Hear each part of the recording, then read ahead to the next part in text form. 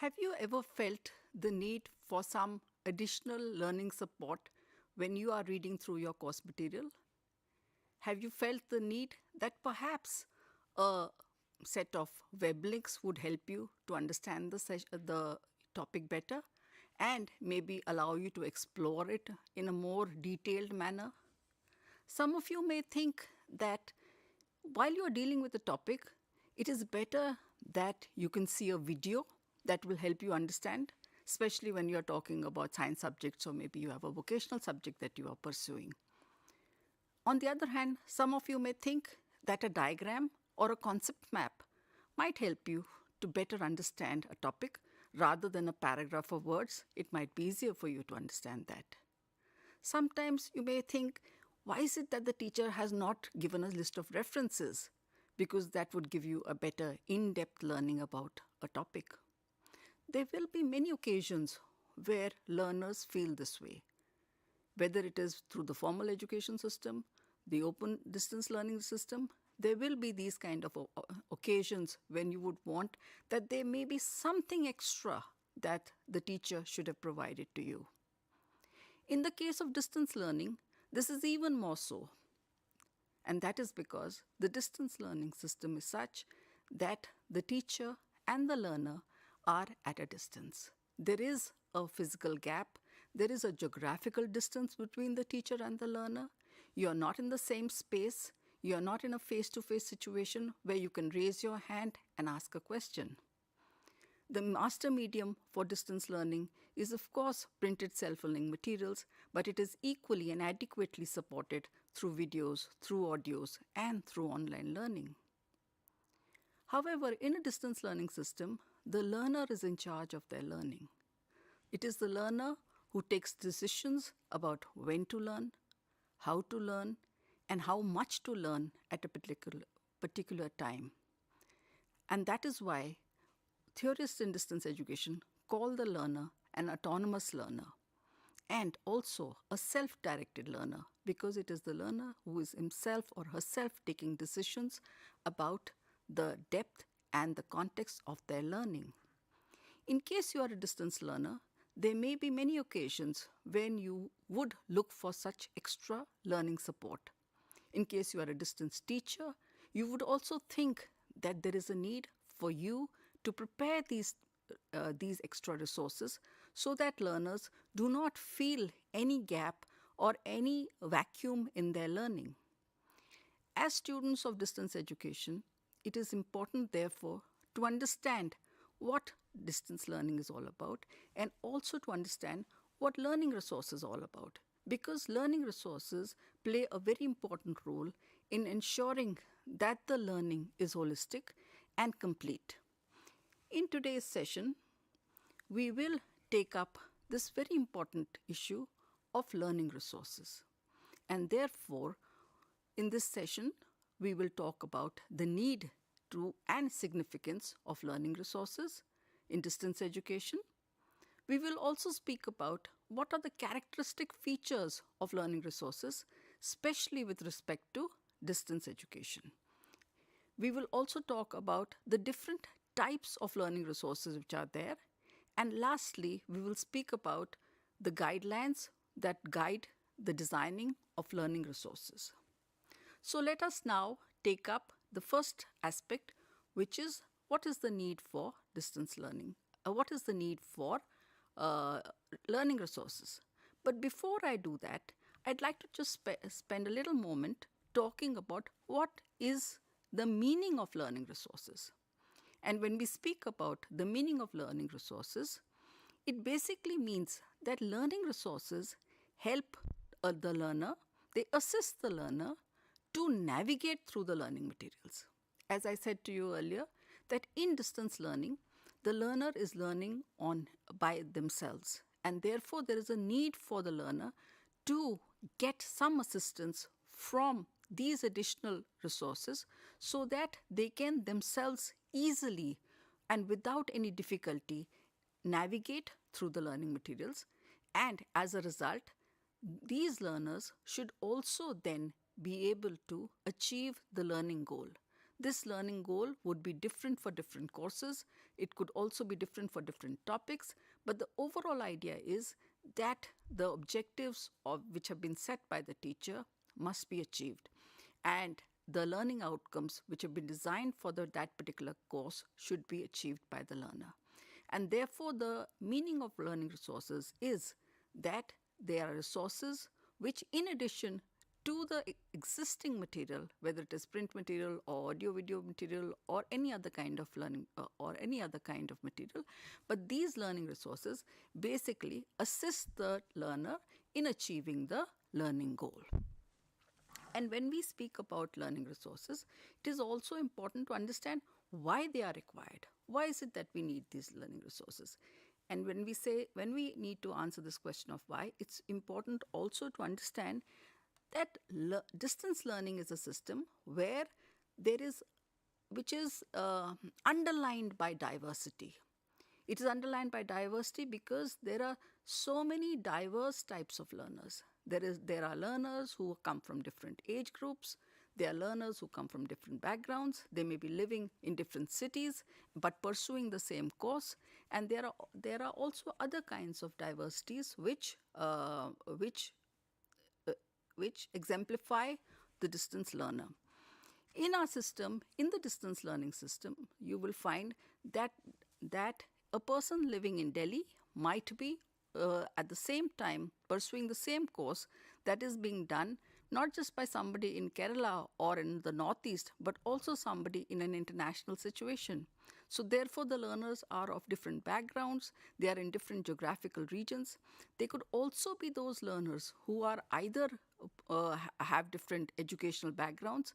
Some of them might be graduates, but some of them may be those who have already completed their, not just their educational background, but also those who have completed their work life and have now come back to study. Therefore, their experiences and therefore their inherent knowledge may be different from what a normal formal education classroom would be like. And therefore, to understand this diversity is very, very important. In terms of other aspects also, as I said, in terms of knowledge, it is possible that the learners have different levels of knowledge. Because of their own life experiences, it is also possible that they have different kinds of skills which they have acquired over a period of time, and therefore these skills would make them or give them an extra edge over in their learning. Another important thing is that where we find a difference in attitude is that because their life experiences are such, they may have different attitude towards their learning, towards their teaching, the way they study, and it could also be based upon their competencies which they have acquired over a period of time. Most importantly, what we find is that different learners have different learning styles. As you probably know, that learners, no two people learn in the same way. Each of us learns in a different manner.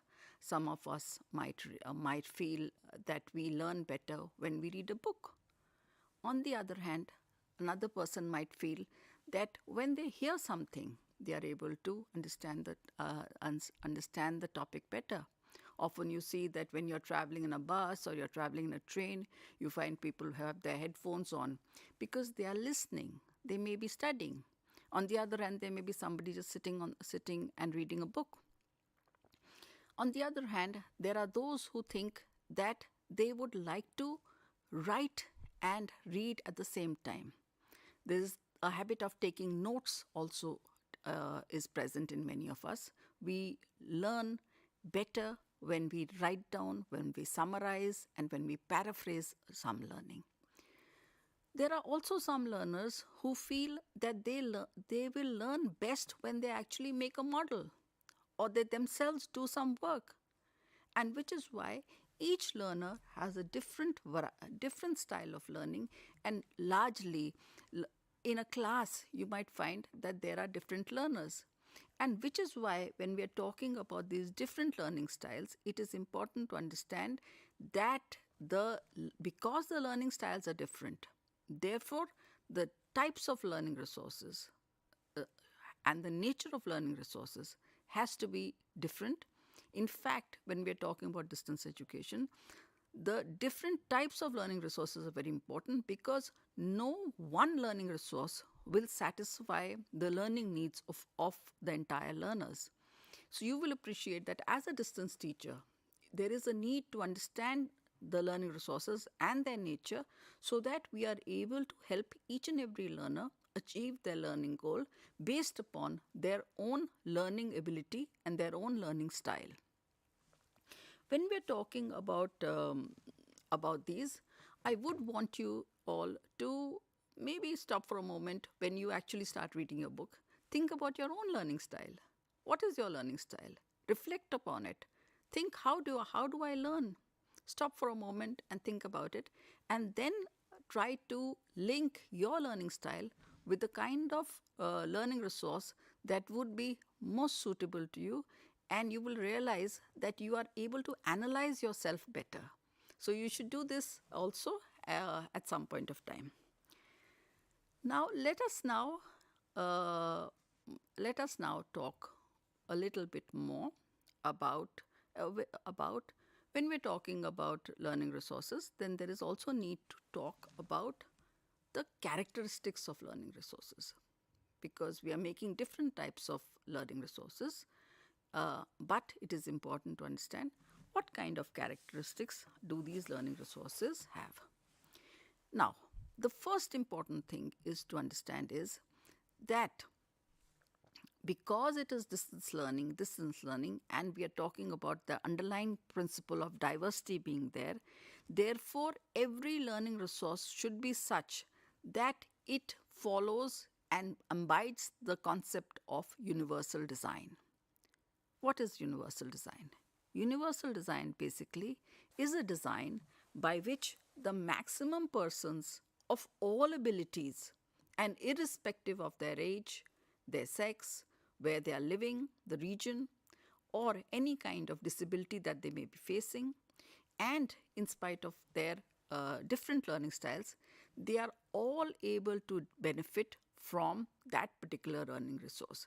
And I may tell you that universal design is something which has not come merely because has been applied to education, because this runs across. Universal design is important for different types of products, and universal design has been applied in education also.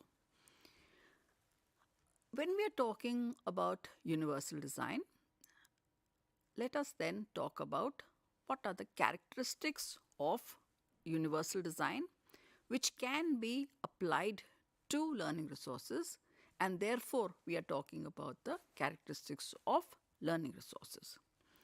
These characteristics of learning resources are important. First and foremost, we talk about the distance education system, where we are saying that there are learners of different ages, regions, abilities, competencies, which are in a particular course, and therefore whatever resource we are giving must be such that it is able to provide them the necessary guidance, provide them the necessary learning support. And we are talking about then it being accessible to the largest possible numbers. And this implies that it should be equitable.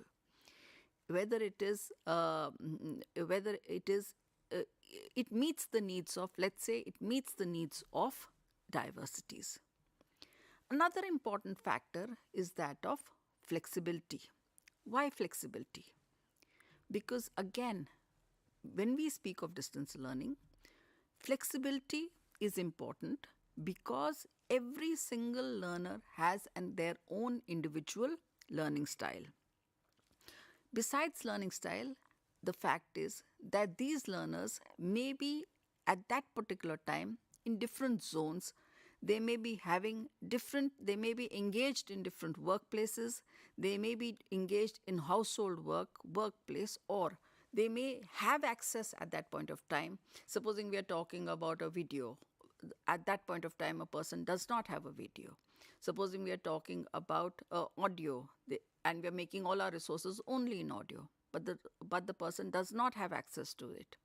Therefore, there must be flexibility when we make this, so that we are able to reach the maximum people through a variety of learning resources. You cannot put all your eggs in the same basket.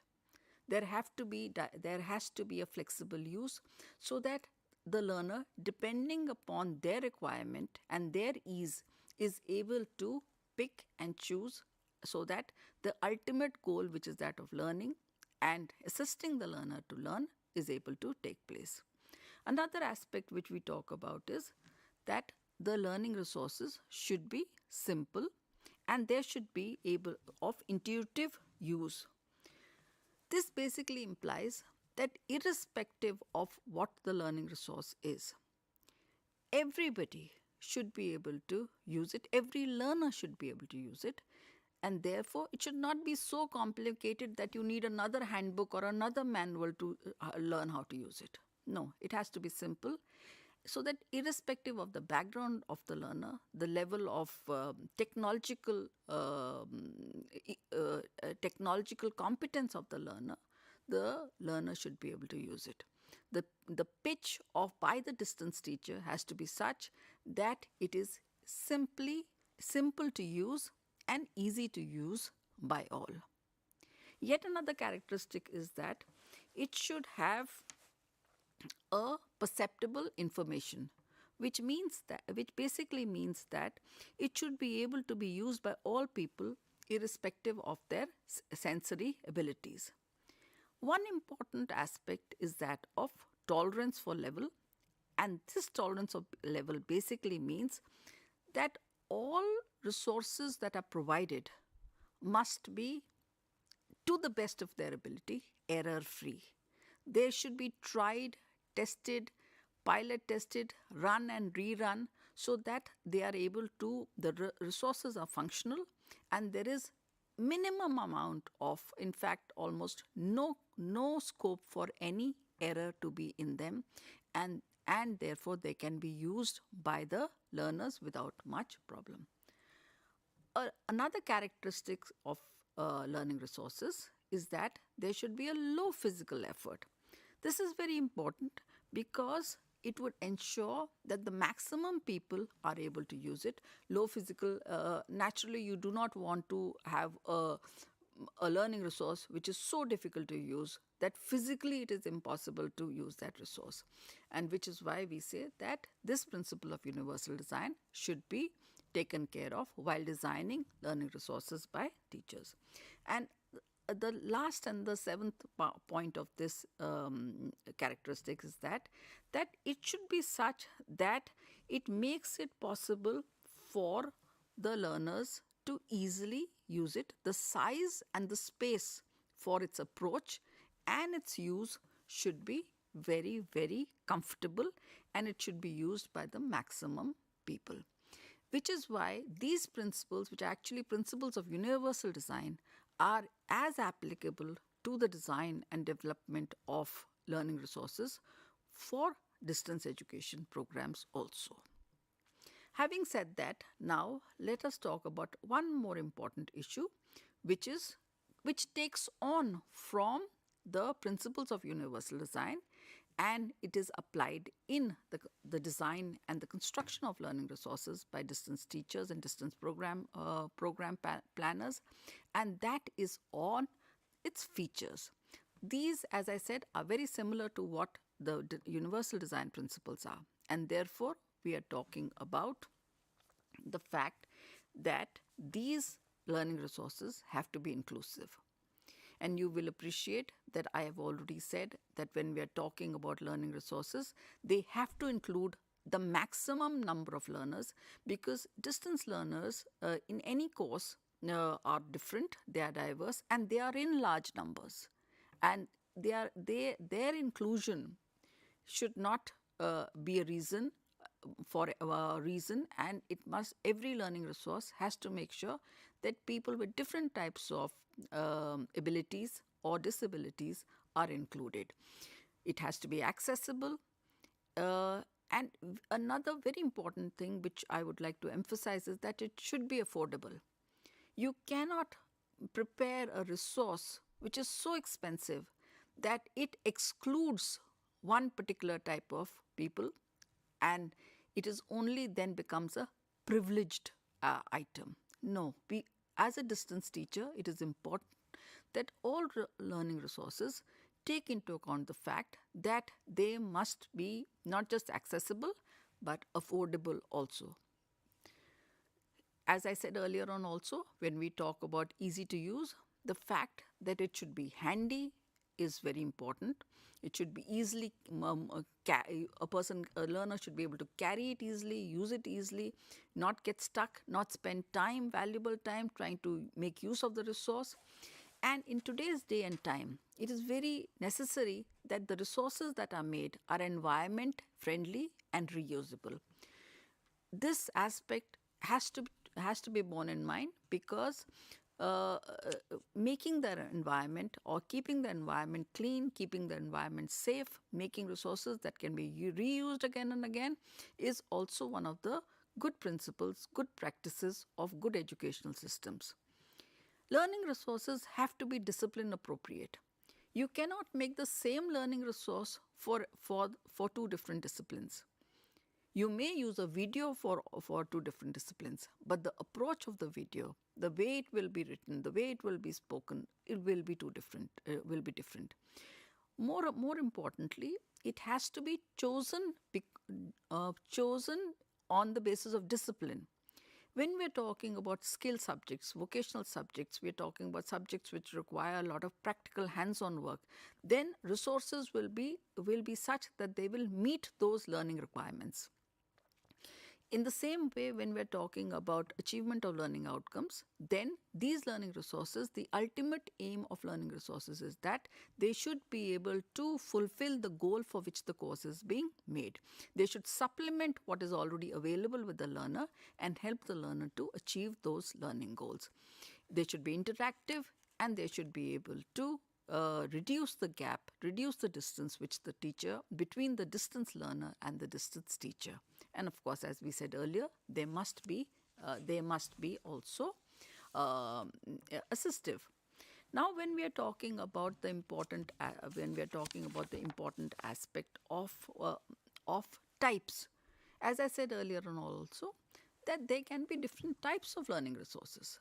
You cannot, in fact, there must be a variety of learning resources, because different types of learning resources are necessary for different types of work, types of courses, types of programs. They have to be, each learning resource has to be prepared keeping in mind the discipline for which it is being prepared. And when we talk about that, there could also be this aspect that there may be some core resources which you make, and there could be some resources which are additional and assistive resources. For instance, while we're talking about core resources, these core resources could be your videos and your assignments, and they could also be, which support the self-learning material. On the other hand, when we talk about additional resources, these additional resources could be in the form of some supplementary material that the teacher provides to the learner. So let us just see what could be these different types of resources which are there. And I'd list, as I said, that the important thing is that these types of resources, which could be the core resources, could be those which form a part of your self-learning materials. These self-learning materials are such that they form the master resource, and these are going to be supported by handouts. Handouts, in fact, are very important, because when we are talking about handouts, you yourself will realize that these are easy to carry, they are easy to read, they are simpler, they make, rather than being voluminous, they can be very, very easily read. And these handouts could be in different forms. They could be in the form of a bibliography which the teacher gives out to you. They could also be in the form of some notes on important principles of theories. They could be notes on formulae which are there in a maths course. These are all which will help the learner in being able to better understand the particular discipline. One important learning resource is, of course, the assignments.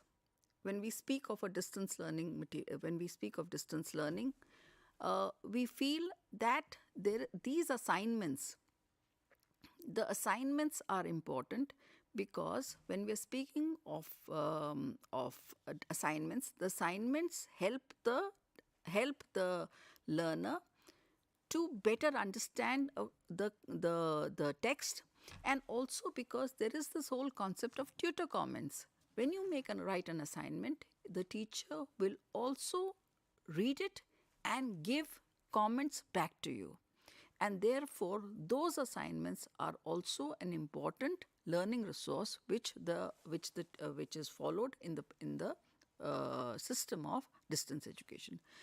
An important resource is multimedia.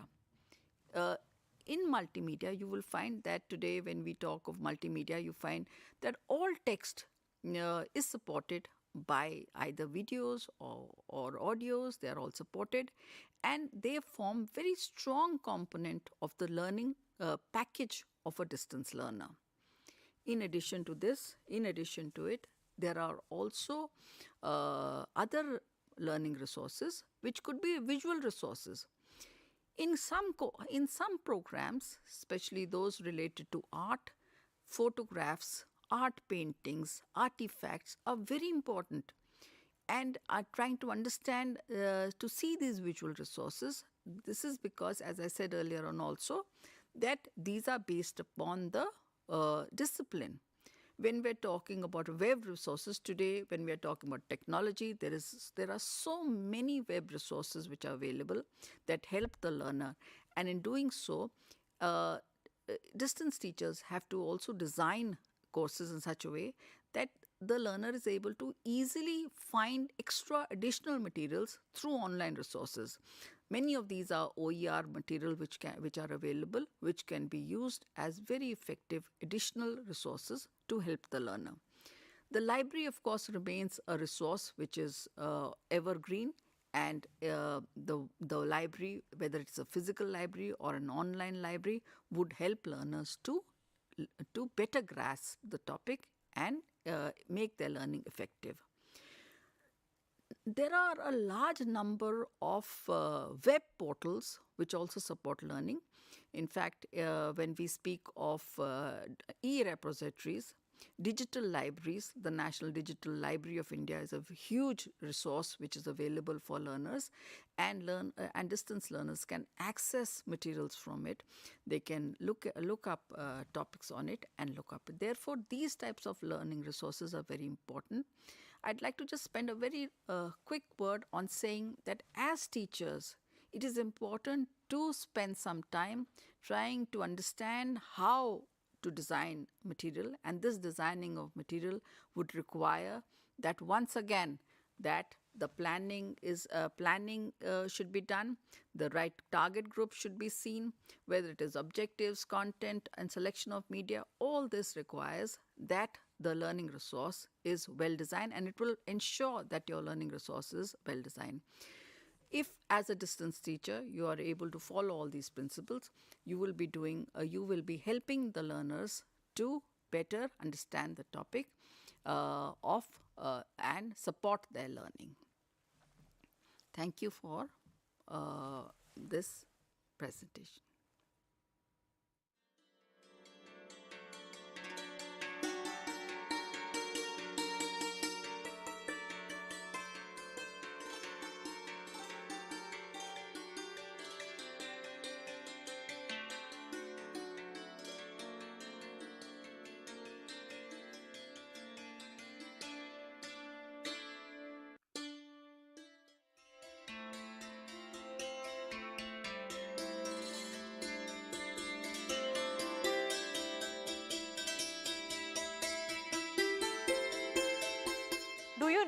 that the world's population has reached 8 billion on 15th November 2022. And we are still counting. I don't know where do we go from here. The predictions are scary. Any idea how many people can Mother Earth sustain?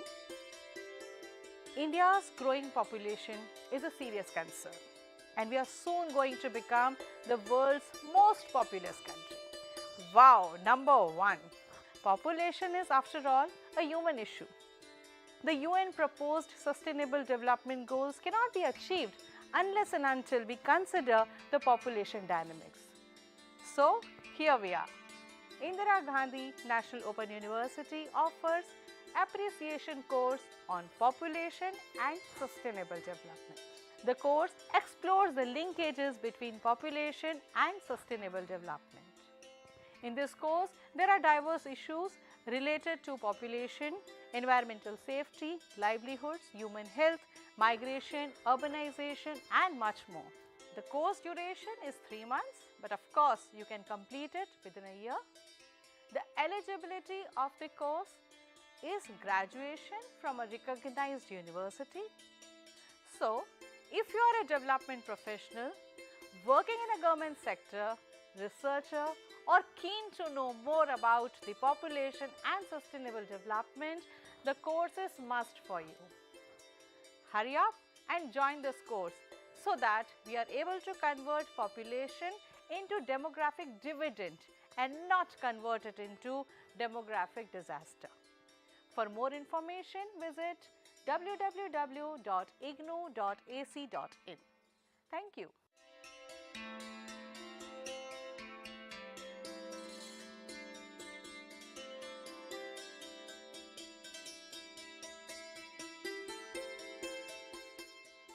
पहाड़ों पर जाना किसे पसंद नहीं?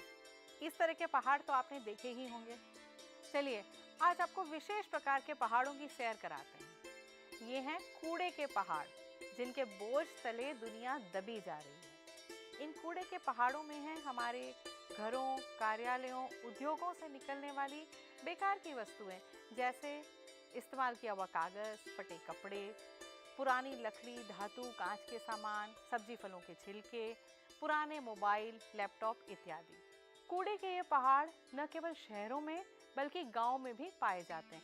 अपशिष्ट की बढ़ती हुई मात्रा और इसकी विषैली प्रकृति हमारे पर्यावरण और स्वास्थ्य को नुकसान पहुंचाती है। कभी सोचा है इसका निपटान कैसे होता है, या क्या होता है इन कूड़े के पहाड़ों का? कैसे हम इस समस्या से छुटकारा पा सकते हैं?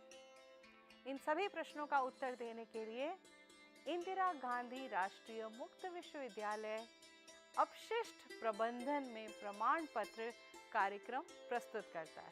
यदि आप नगर निगम में कार्यरत हैं, सैनिटरी इंस्पेक्टर हैं, अपशिष्ट प्रबंधक हैं या अपशिष्ट से जुड़ी हुई परामर्श सेवाएं, अनुसंधान या विकास कार्य करते हैं, तो ये कार्यक्रम आपके लिए सर्वोत्तम है। कार्यक्रम की न्यूनतम योग्यता है 12वीं उत्तीर्ण और इसे 6 महीने में पूरा किया जा सकता है, या अधिक से अधिक आप इसे 2 साल के अंतराल पर भी पूरा कर सकते हैं।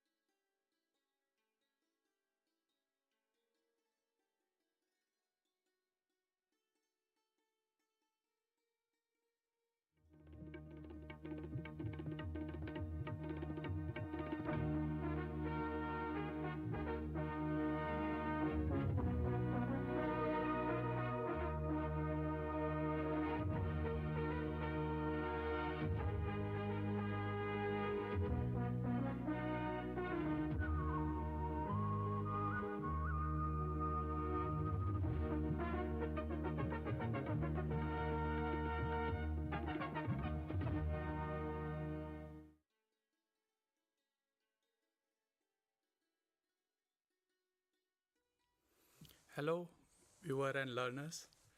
You all are welcome to this teleconferencing sessions. Today we are going to have a session on a program being offered by School of Vocational Education and Training, that is MA Entrepreneurship. And as a part of our counseling sessions, which we keep on doing either on through teleconferencing or through IRC. So as a part of counselings, today we are going to have a session on one of our course, that is MER 006, that is management of new and small medium enterprises. So as you all viewers and learners are familiar, we organize this session to just to clear your doubts while going through your units, while going through your teaching learning materials. If you have any there is problem with the understandings, with the concepts, with the terms, those terms you can raise, you can ask, you can put questions to us. We'll be very happy to address those terms. We would like to resolve those terms in a way which will help you to make the things understand, to conceptualize the terms, to conceptualize the things. So in today's sessions, along with me, my colleague, Mrs. Asha Yadav, who is also a program coordinator along with me of this under this program, and we both of us, we always keep on trying to address the issues being sent by our learners and viewers, if you have, with pertaining to the any related with these programs, with this course, and otherwise also. So in today we are going to discuss this MER 006, that is management of new and small medium enterprises. Under this course, today we will discuss in the block 3. Under block 3, we will try to cover 2 units, that is unit 8 and 9, and that is basically based on the management of performance, assessment and control. And another one unit is related with the growth strategies of the MSMEs, how to stabilize the growth, how to see how MSMEs functions at the initial stage. To begin with, we will start with the first of to understand the performance assessment of any MSME, particularly why it is important for MSME. It's more important than in comparison to the bigger or large industries. Because that industries at the early stage, any startups or any enterprise which start with the very initials, with the less amounts, less capitals, that needs more attentions, particularly at the initial stage, means at the startup stage or at the survival stage, or you can say till the time it's matured.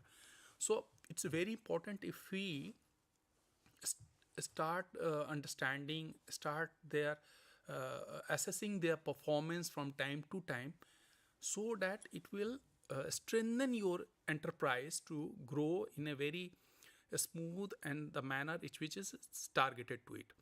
So we both of us will try to cover both units in this discussions, and hope it will be beneficial to our learners and viewers.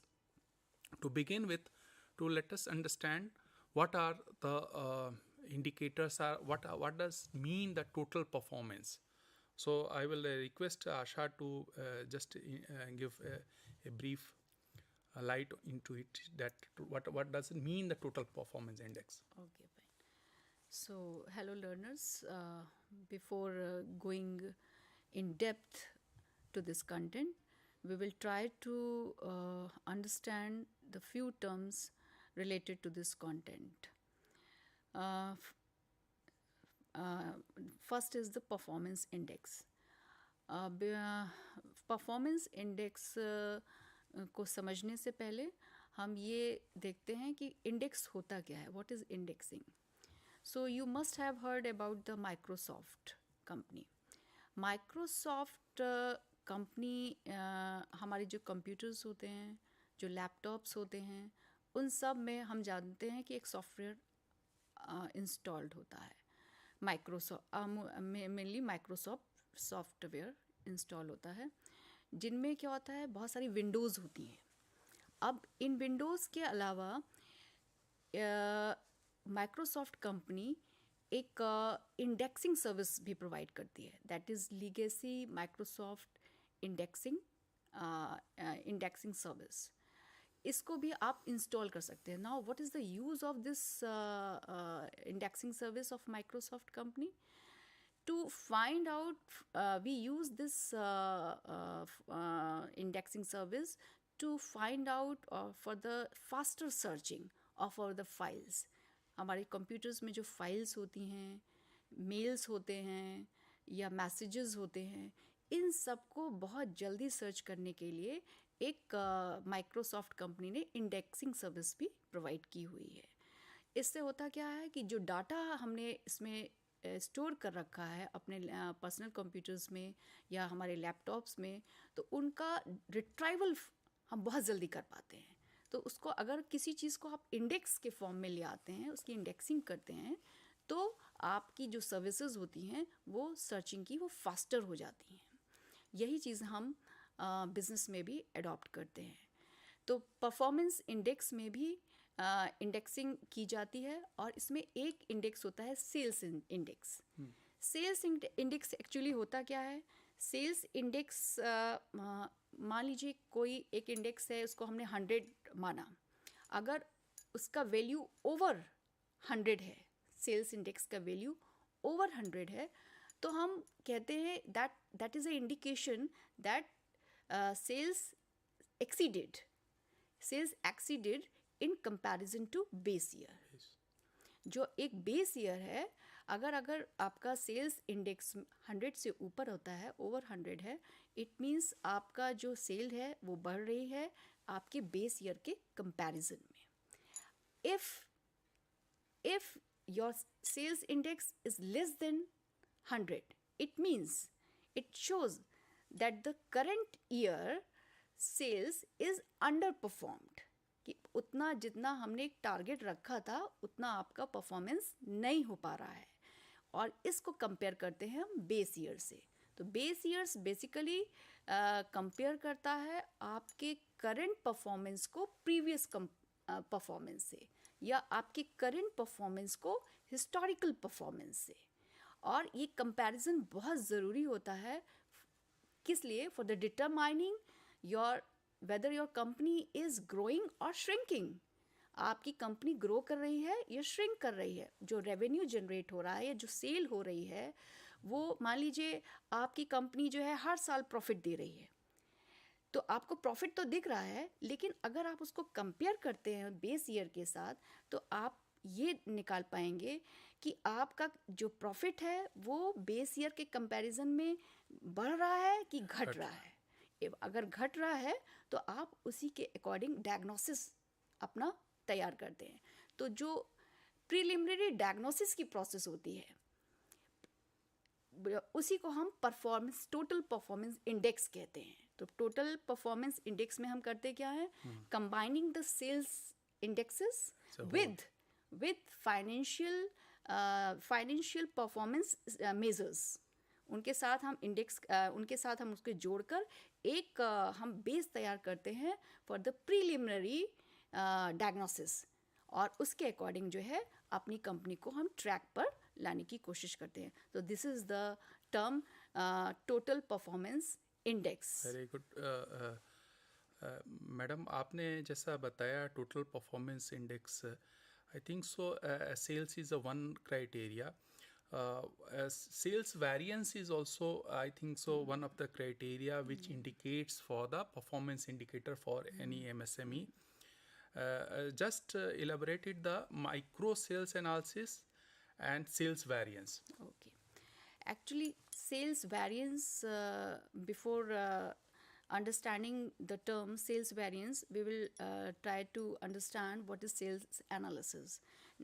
जैसा कि नाम से पता चलता है कि हम analysis करते हैं सेल्स की क्या एनालिसिस करते हैं कि मान लीजिए हमने करंट ईयर में हमने एक टारगेट रखा कि इस करंट ईयर में हमारा सेल्स टारगेट या सेल्स कोटा ये है, हम 500 करोड़ का जो है हमारी कंपनी सेल करेगी। लेकिन एक्चुअल जो सेल हुई क्या उतनी हुई? हो सकता है उससे कम हुई हो। तो वो जो है उसको हम मेज़र करते हैं, एसेस करते हैं अंडर द सेल्स एनालिसिस में। अब इसी एनालिसिस में होता क्या है कि जो हम प्लान्ड हमने सेल्स परफॉर्मेंस दी है और जो हमारी एक्चुअल सेल्स हुआ। परफॉर्मेंस है, उनमें बहुत सारे फैक्टर्स ऐसे आ जाते हैं कभी कभी कि आप मतलब वो वेरी कर जाता है। हमने ये कहा, हमने ये सोचा कि हमारा जो प्लान हमने इस साल करंट ईयर में हम जो है इतना हम सेल करेंगे, लेकिन कुछ बीच में फैक्टर्स ऐसे आ जाते हैं जिससे हम डेविएट हो जाते हैं और हमारी एक्चुअल परफॉर्मेंस पे उस पर असर पड़ता है। तो जब इन सब चीज़ों की हम एनालिसिस करते हैं, that is that process known as sales variance analysis. And this variance can be in a both way. Maybe whether it is a positive, it can be negative also. Yeah. Maybe suppose, as you were mentioning, that we have targeted for the 100, and maybe certain regions, certain territories may, or with the performance of the salesman, they have gone beyond to their targets. तो वहाँ पे उनका तो positive आया, but somewhere maybe it will be instead of 100 it's going 90. So overall maybe as per the target, or maybe depending upon the certain reason where certain things are doing well. So these any MSMEs, any enterprise that needs to they need to analyze their performance. Yes. It's a very meticulous, a very important segments are there to understand, to run the business successfully. One is a micro sales analysis. So what is micro sales analysis? Naturally है, जैसा नाम से लगता है, हम micro level पर इसके sales की एनालिसिस करते हैं, product wise, territory wise and the sales person wise. अब क्या हुआ है, इसको किससे कंपेयर करते हैं? एक्चुअल जो हमारा सेल हुई है प्लस टारगेट जो या सेल टारगेट सेल है या हमारा जो कोटा हमने पहले से डिटरमाइन फिक्स किया हुआ है. अब इसमें क्या होता है कि मान लीजिए कि प्रोडक्ट कंपनी ने बहुत सारे प्रोडक्ट्स बनाए हैं, एक प्रोडक्ट का सेल बहुत बढ़िया हो रहा है लेकिन दूसरे प्रोडक्ट का सेल अच्छा नहीं हो रहा है, तो हम इसकी एनालिसिस करते हैं कि ऐसा क्यों हो रहा है. या फिर एक टेरिटरी में पर्टिकुलर प्रोडक्ट जो है बहुत अच्छा सेल कर रहा है और उसी दूसरी टेरिटरी में वो उतना अच्छा परफॉर्मेंस नहीं दे पा रहा है, तो इसकी एनालिसिस हम माइक्रो लेवल पे करते हैं. इसी तरह सेल्स पर्सन्स का, एक जो सेल पर्सन है वो बहुत अच्छा सेल परफॉर्मेंस दे पा रहा है और दूसरा उतना अच्छा नहीं दे पा रहा है. तो ये सारी चीज़ें हम कंपेयर करते हैं, एक्चुअल परफॉर्मेंस प्लस हमारा टारगेट परफॉर्मेंस. तो ये सारा प्रोसेस जो है that is known as micro sales analysis. And the market, and one term is also very used, commonly used, that is market share analysis. Market share में क्या होता है कि किस पर्टिकुलर एक ही मार्केट में बहुत सारी कंपनीज का शेयर होता है, कंपटीटर्स होते हैं, सेम प्रोडक्ट्स का. तो कंपनी अपनी परफॉर्मेंस कंपटीटर के कंपैरिजन में करती है कि हम उनके कंपैरिजन में कितना परफॉर्म कर पा रहे हैं और कितना मार्केट को शेयर दे पा रहे हैं या ले पा रहे हैं. Exactly. That, and it's a very important that any products which you are handling, which you are planned to launch in the markets, so you have to understand who are the competitors. So generally what happens, any products which any industry is targeted to launch it in the market, important is to either you are coming with the new products, then of course either you have a patent to certain products which you are going to launch it, and you have a whole shares of the whole markets in these things. But suppose you have come out with the certain products are there already, suppose any detergent powder is already there in the market, but you are coming with the some innovations, some new ideas, and you have launched that products.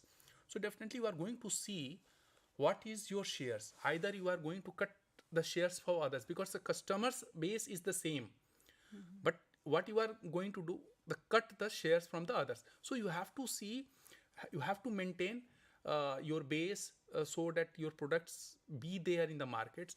So there are basically, if you have to see the growth and you have to see the performance analysis in the terms of two way. First you have to see the new customers. New customers means you are means your firms, your products is growing to the new customers, and along with that also you have to maintain your the earlier customers, you have to make the customers repeat it, so that then only you can say your product is sustenance and the growth is also there. So these things is very important to for any enterprises to analyze very in a minute way to maintain your growth. And one is also very important as a part of performance in this case, inventory control and management. So you have to see, so you are not putting money or the stocks records are properly maintained, so that whatever the raw materials are there or products are there, it is not lying on the stocks for the long time, because it's holding your capital, your assets are there without any getting a return. So you have to maintain it in a way so that your products reach to the customers well in time. So these are the things which is very important for any enterprise to understand the performance, to manage, to control it. Then important part is to once the as in the beginning we were saying, any industry start with the stage. There are different stages of growth. First is the stages we call it as a startup. At the beginning stage, where any entrepreneurs, new entrepreneurs, they have to maintain, they have to control and do lot of many things on their own, because in the beginning he or she who is the entrepreneur, they have to manage it. Then only after certain years it has, because that's the point where if entrepreneurs which have certain things in mind can maintain it, can control it in a right way, maybe once it is they pass through, because for any organizations, any enterprise, there is a growth cycle for there. First is the startup, then is the survival stage, then it is a growth, and then is a mature. When it reaches to at the maturity level, then you can decentralize your activities, you can decentralize your operational activities, you can that is also needed. If maybe at the beginning stage entrepreneur can do on their own lot many things, decisions they can do, but once it reaches to the certain level, then as an entrepreneur or he or she has to decentralize the things, organizational controls, recruitment, how the people has to be there on with. So these things are very important. But can you just tell to our learners, to our viewer, what does it mean, the over trading and networking? Okay, fine. For any enterprise. Before explaining over trading and networking, one more term, that is niche market. It's very important term. So we will discuss what is niche market. Actually, niche market is a subset of any larger market, or is a segment of any larger market. For example, मान लीजिए कोई company जो है women shoes बनाती है, तो women shoes में बहुत सारी विमेन्स ऐसी होती हैं, विमेन जो कि ये आपको लेदर की चीज़ें यूज़ नहीं करते हैं, वो कोई भी एनिमल प्रोडक्ट यूज़ ही नहीं करते हैं. So for the vegan women we use the company prepares the separate segment shoes for the such kind of ladies. And nurses होते हैं, उनके अलग टाइप के थोड़े उनकी जो सर्विस कंडीशंस होती हैं उनके अकॉर्डिंग उनको अलग टाइप के शूज़ की ज़रूरत होती है. तो वो एक लार्जर मार्केट है विमेन शूज़ का, तो उसमें एक नर्सेज के लिए एक सेगमेंट या एक निच मार्केट जो है वो प्रोड्यूस करती हैं. इसी तरह जो आपको कुछ प्लस साइज़, कुछ लोगों का पाँव बहुत बड़ा होता है, कुछ का बहुत बड़ा होता है और साथ लेकिन पतला भी होता है, और कुछ का जो है एक नॉर्मल साइज़ होता है. तो जो ये साइज़ चेंजेस होते हैं plus and minus size based, तो इस तरह के भी मार्केट जो है कंपनी क्रिएट करती है फॉर इस अ पर्टिकुलर स्पेसिफिक कस्टमर्स के लिए, जिनकी एक यूनिक नीड और प्रेफरेंसेस होती हैं, उनके लिए इस्टेब्लिश करती है. इसी तरह मान लीजिए फूड मार्केट है. अब फूड मार्केट में बहुत सारे फूड्स अवेलेबल हैं, लेकिन हमको पर्टिकुलर एक पेट्स के लिए फूड चाहिए, तो कंपनी जो है पेट्स के लिए, जो हमारे पेट्स होते हैं उनके लिए एक जो है निच मार्केट बनाती है। इसी तरह ट्रेंडी टी शर्ट्स होती हैं। अब जैसे बहुत सारा टी शर्ट्स मार्केट से चल रही हैं, लेकिन इस करंट ईयर में ये फैशनेबल टी शर्ट का इसका फैशन है, यही टी शर्ट चाहिए, तो वो एक निच मार्केट क्रिएट कर देती हैं for the trendy T shirts के लिए। तो एक लार्जर मार्केट के अंदर एक within larger market there is a segment of the customers. There is a subset of the market that is known as niche market. अब suppose carry bags हैं, हम जब मार्केट में जाते हैं तो सामान खरीदते हैं तो कैरी बैग्स मिलते हैं। सो प्लास्टिक कैरी बैग्स अभी थोड़ा सा इन्वायरमेंटली डिग्रेडेशन के कारण उनको बैन करा जाता है या फिर उनका यूज़ कम करने के लिए कहा जाता है। तो जो कैरी बैग्स हैं उसके लिए उसमें एक सेगमेंट खोल देते हैं कॉटन कैरी बैग्स, या फिर इको फ्रेंडली कैरी बैग्स, या फिर आपको जैसे ब्यूटी प्रोडक्ट्स होते हैं तो ब्यूटी प्रोडक्ट्स में क्या होता है, आजकल ऑर्गेनिक का एक सेगमेंट है, तो ऑर्गेनिक लिपस्टिक्स या organic something.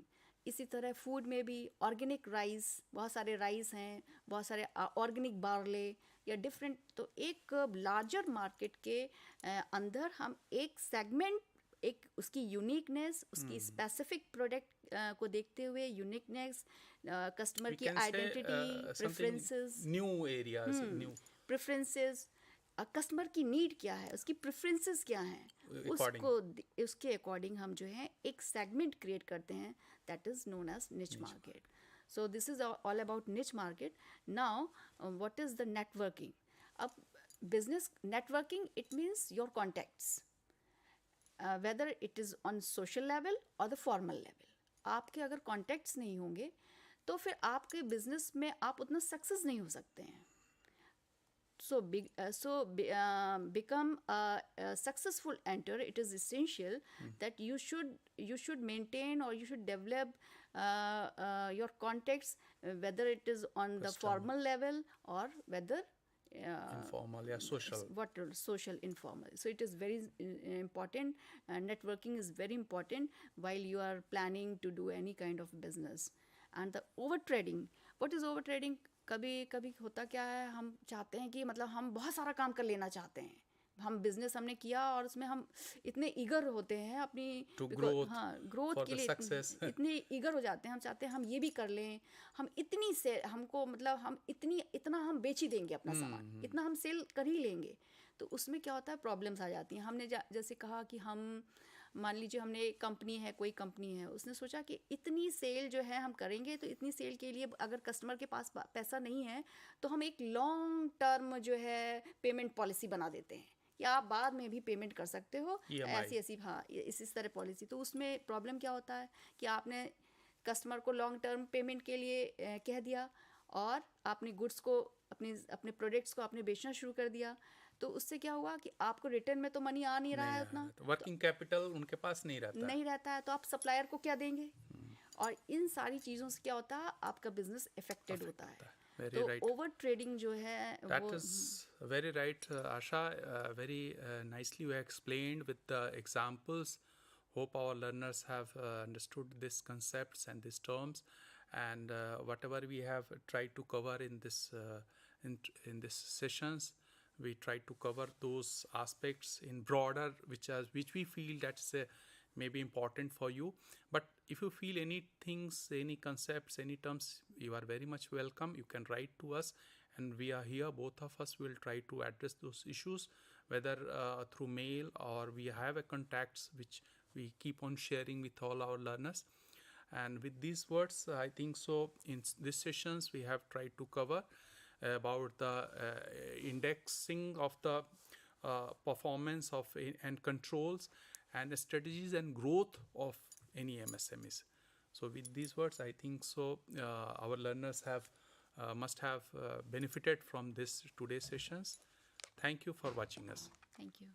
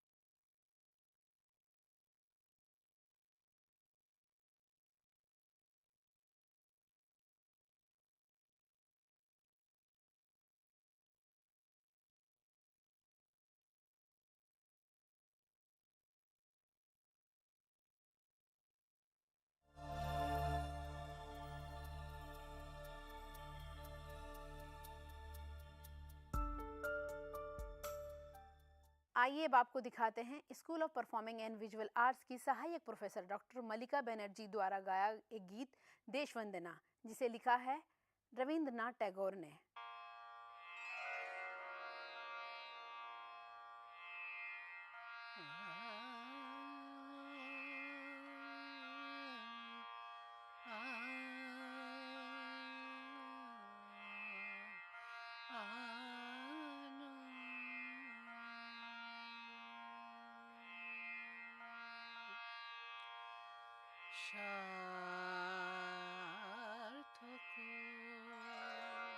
To the 74th Amrit Mahotsav lecture organized by the Center for Freedom Struggle and Diaspora Studies IGNOU on the topic Swami Vivekanand and Modern India. We are very fortunate to have Swami Shantatmanand, Secretary, Ramakrishna Mission, Delhi, with us today. On behalf of the entire IGNOU family, I welcome you, Swamiji, and thank you so much for gracing us with your presence today. Yeah. This passion. Thank you, Swamiji. Yeah. This passion. So you want to yeah. Sorry, may I continue? This passion for the world and attraction for Swami Vivekanand's ideal of service to man is service to God led this working professional in his 20s to tread a new path. The youngster who joined the Ramakrishna order as a monastic later became Swami Shantatmanand after formal monastic vows.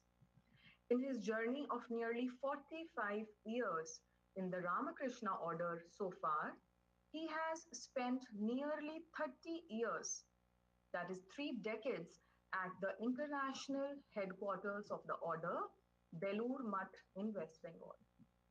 His passion for service to the poor and marginalized led to his helping in the setting up of 2 very important voluntary organizations in West Bengal, namely Sarda Seva Sangha and Sarda Kalyan, largely managed by trained women volunteers.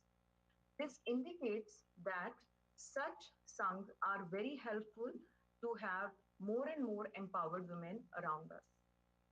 His passion for interfaith harmony inspired him to organize a world meet for peace and harmony.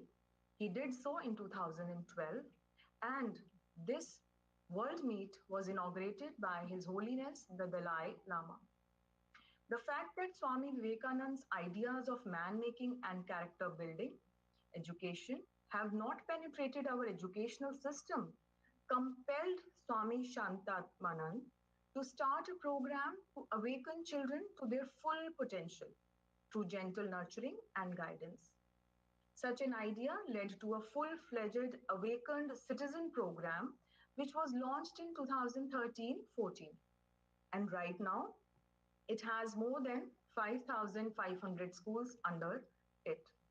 The program has already changed mindsets and touched many lives, out of which around 10 lakh children and 20,000 teachers have been positively affected by the program.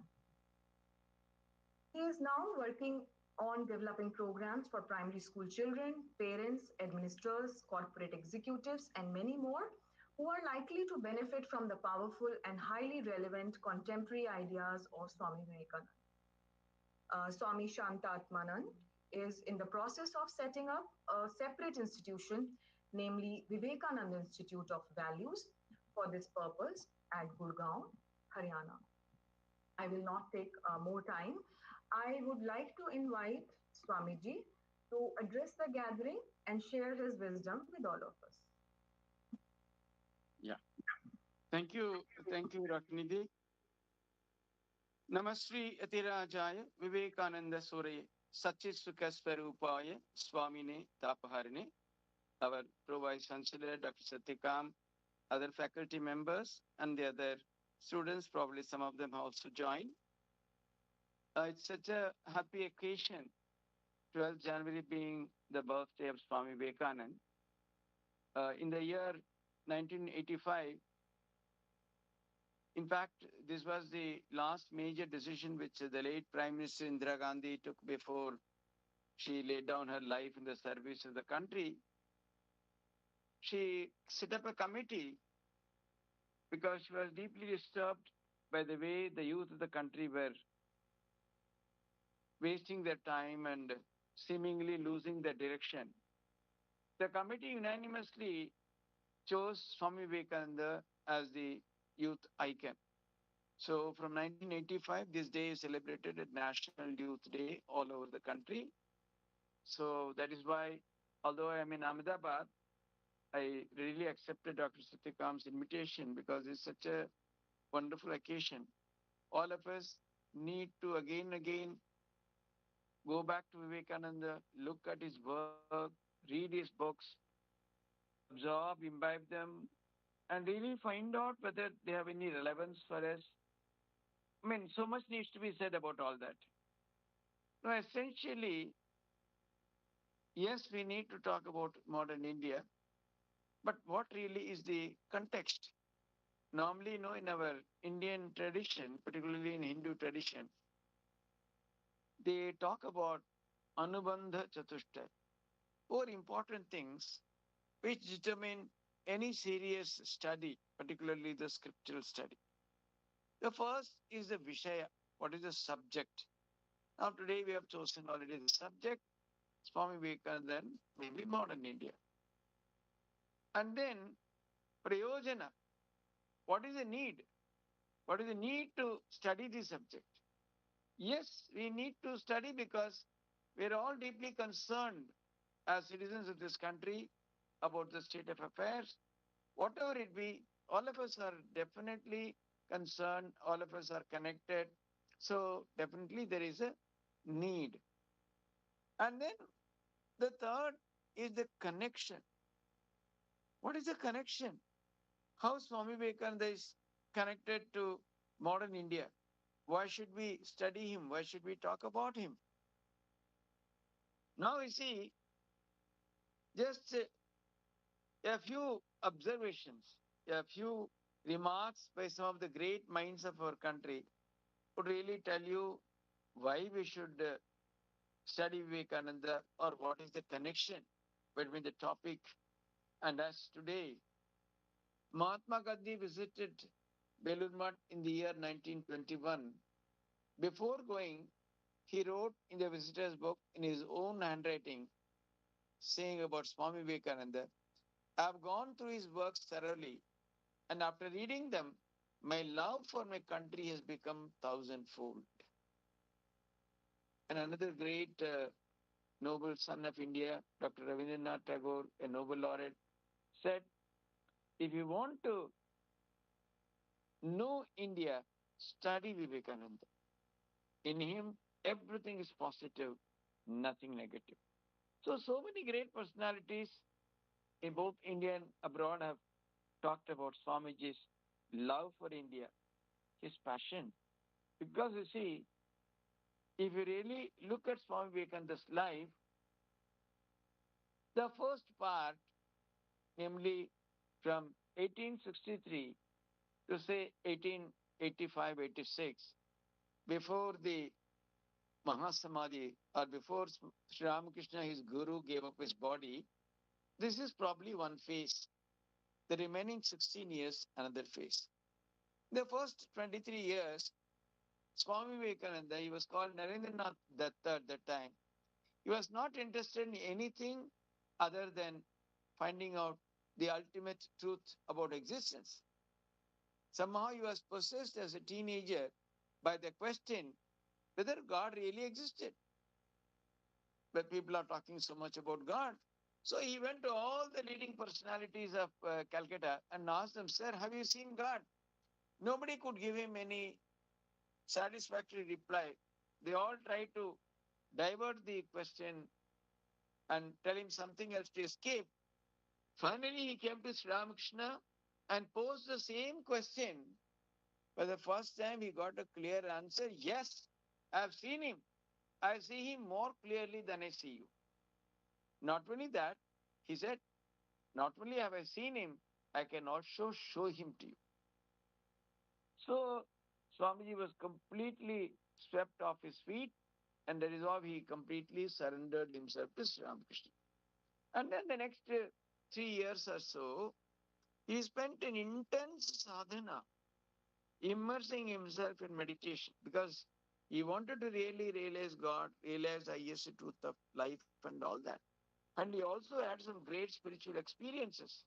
But he was clearly told by his Guru Sri Ramakrishna that he has come to this earth not just for his own salvation, but he has a greater purpose for which he has come.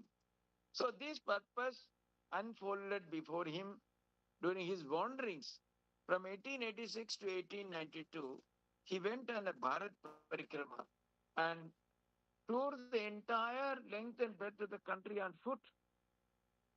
He lived with Maharajas, he lived with princes, he lived in palaces, he lived with the poorest of the poor, he lived by the roadside, he lived in forests, he lived in caves, he lived everywhere. Every type of accommodation available was tasted and tested by him. So, going through the length and breadth of the country, he was appalled by the poverty, the illiteracy, and the superstition rampant in the country. But the basic fiber of the people as such, he found it to be really good. He said they are wonderful, they are deeply spiritual, they have wonderful ideas about the ultimate truth and all that. But in their practical life, they are so poor, they are mired in poverty. So that is why this thought deeply possessed him. During the entire that Bharat Parikrama on foot, he was very much possessed by this idea. And it was not very clear to him because he was not given to any work or anything that way. His main idea, he was deeply given to deep contemplation and meditation. That was his passion, that was his desire, that was what he really excelled in.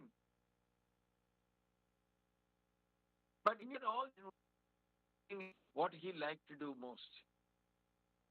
So whether should he do it was not very clear.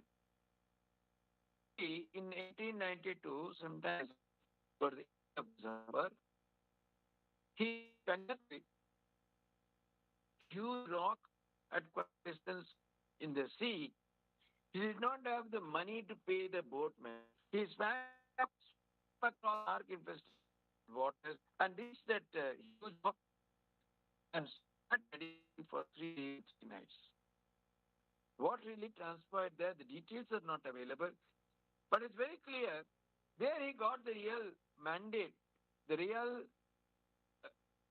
the dimension, the goal, the direction in which he was to go further. All that became very clear to him. He now knew that he did not have much time on earth, but he would have to do something to regenerate his motherland. In fact, he went to Chicago not so much to give lectures and all that. His main purpose was to go to the West and collect funds for work in India. There's a purpose for each event. He went there and stayed 4 years and preached Vedanta to different people. It was all successful, but still he could not collect any worthwhile sum by way of subscription or donation or whatever it is. So he came back. Then he returned to 1897 in the first half, April. And then in the next 5 years, he dedicated himself for the regeneration of motherland, largely by galvanizing the youth, inspiring them, exhorting them to work, welfare of the motherland. So, that is why his passion was that this country, this national ship of ours, this India, it has ferried millions and millions of people across.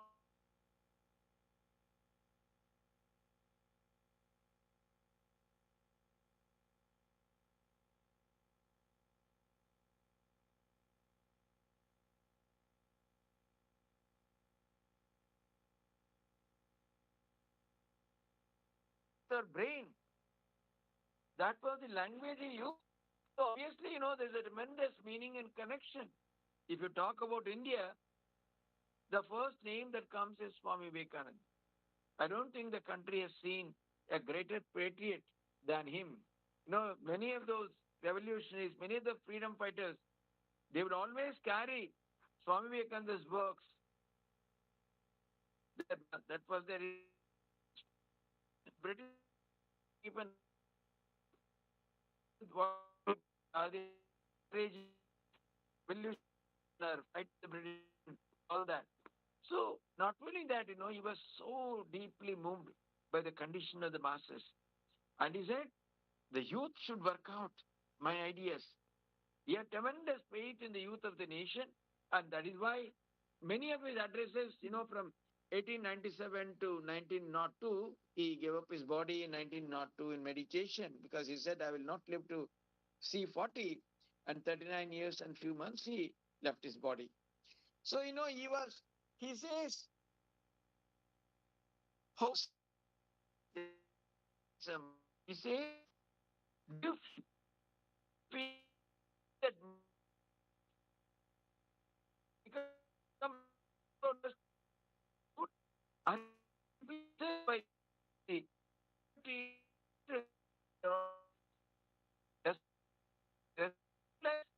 as it goes through your veins, this it up to become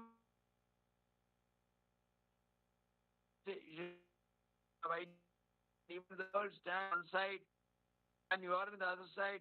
Do you still have the courage to work out your ideas? Can you still do it? Even if the whole world is against you? Then he says this is the third step.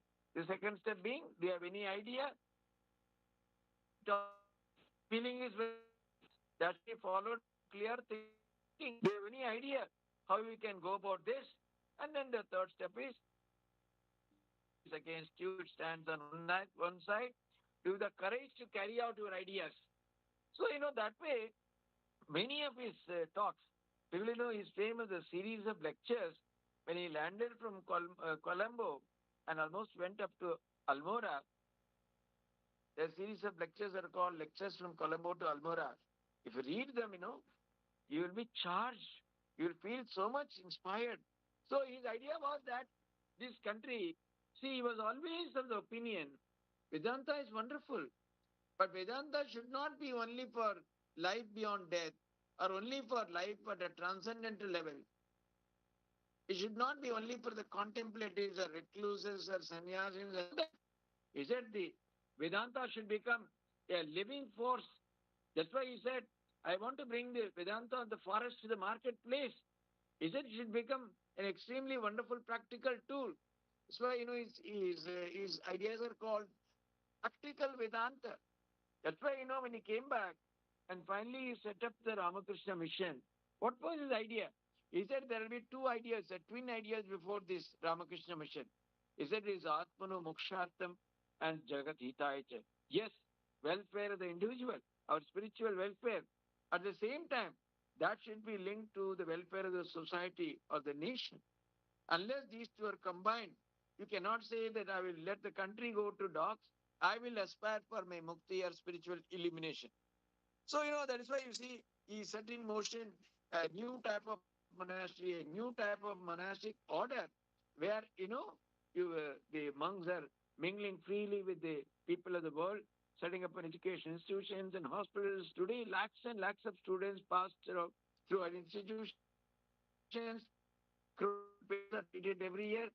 All that we do definitely with a very specific spirit, a specific attitude.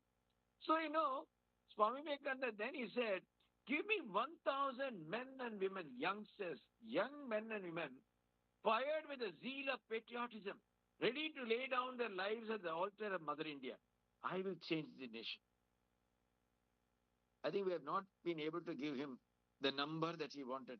Here and there somebody comes, but then, the numbers are so few, they are not enough to completely galvanize and revolutionize our whole country as such. So we have not been able to give that kind of number. In fact, in 1897, he clearly said, if you want, I can give you I can get you freedom this very moment. Will you be able to hold on to it? You will not be. You are not yet prepared. But then he said in 50 years, India will get its independence. In 1897, he said, the next 50 years, India will be free. That happened. But post that, what has really happened?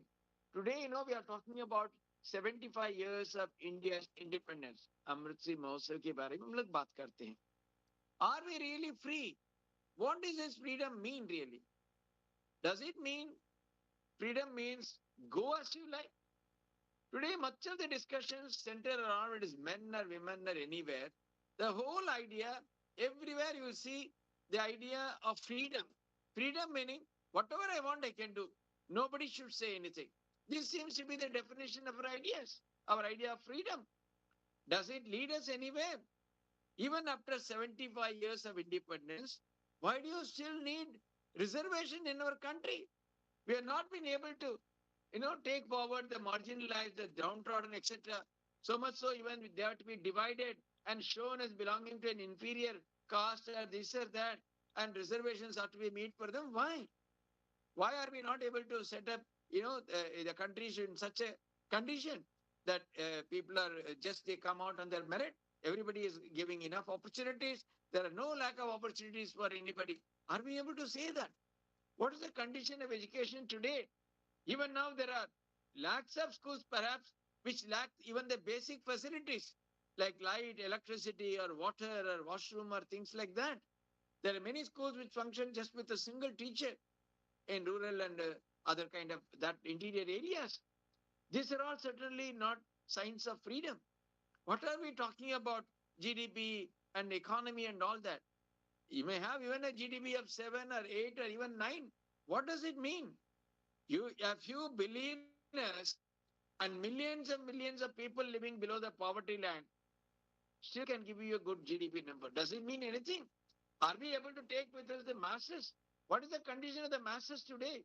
Go out to the streets and see. Go to the villages and see. We are, I think, Swamiji, if you had to see the present India, he would even be sadder than he was when he went on a Bharat Parikrama. Because, at least in those days, no one was a stranger. Anyone coming to the house at the time of food, if he's hungry, he would be fed. Today, what is the condition? People are really languishing in poverty and illiteracy and all that. We have not been able to make much of a progress.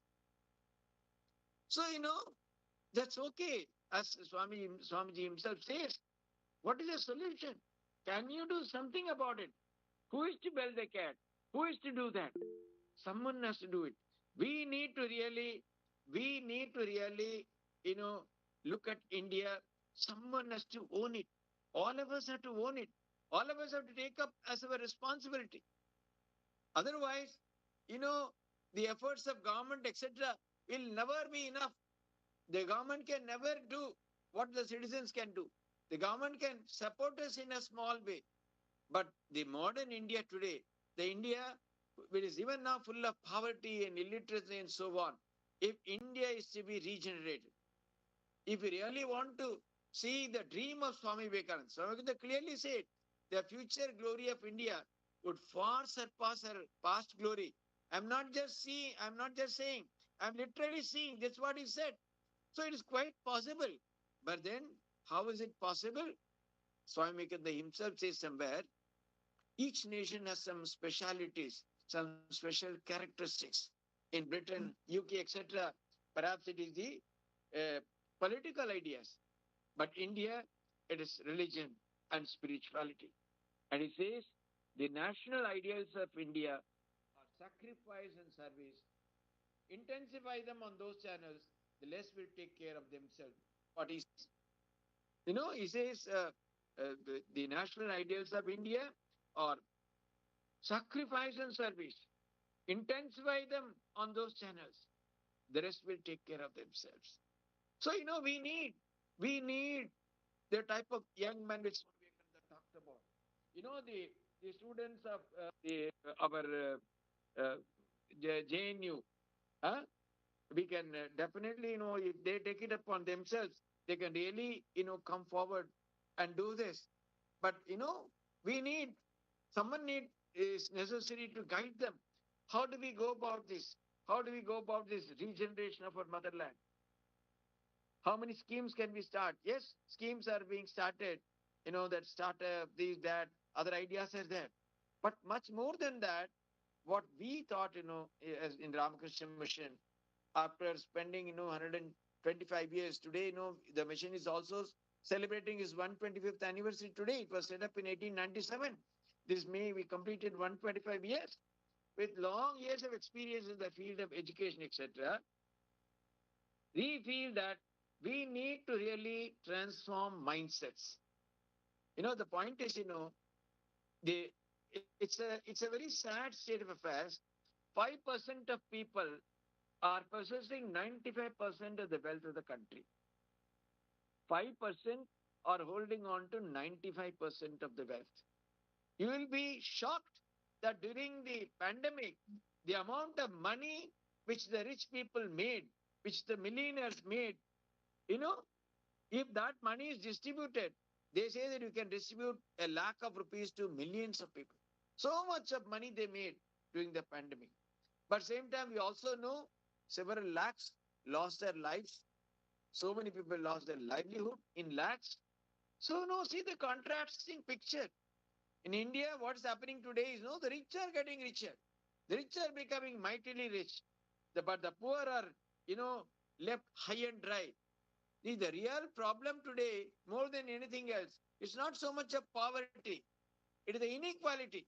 The rich-poor divide. That is the biggest problem today in this modern India, in the India of today. How can we address this issue? Can we go house by house and campaign that you should all share your additional wealth that we have? No. I'm saying, you're all in IGNOU, supposing there's next pay commission, and overnight many of you get an increase of 30,000 and 40,000. How many of you will be ready to, set apart 10,000 for the education of the poor or from service activity? Till yesterday, I was getting 1.5 lakhs. Today, I'm getting 1 lakh 80,000 or 90,000. 10,000, let me set apart for some charity, some work for educating the poor or the downtrodden. Can we do it? No. What is necessary to make it happen? Transformation of mindsets. That is why, we want this change to happen in young students, in children, so that when they grow up, they will grow up as awakened citizens.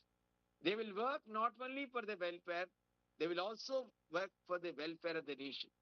We need awakened citizens in this country. Without that, it's not possible.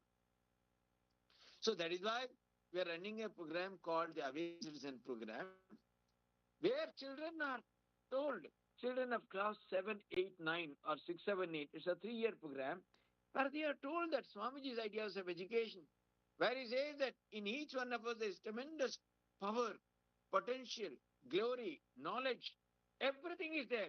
Education is just bringing out this, the inherent power and potential in each one of us, that should be brought out. That Swamiji says is the main purpose of education. So, all these are all given to students in a very beautiful way. We tell them how Atma Shraddha or self-belief is so important.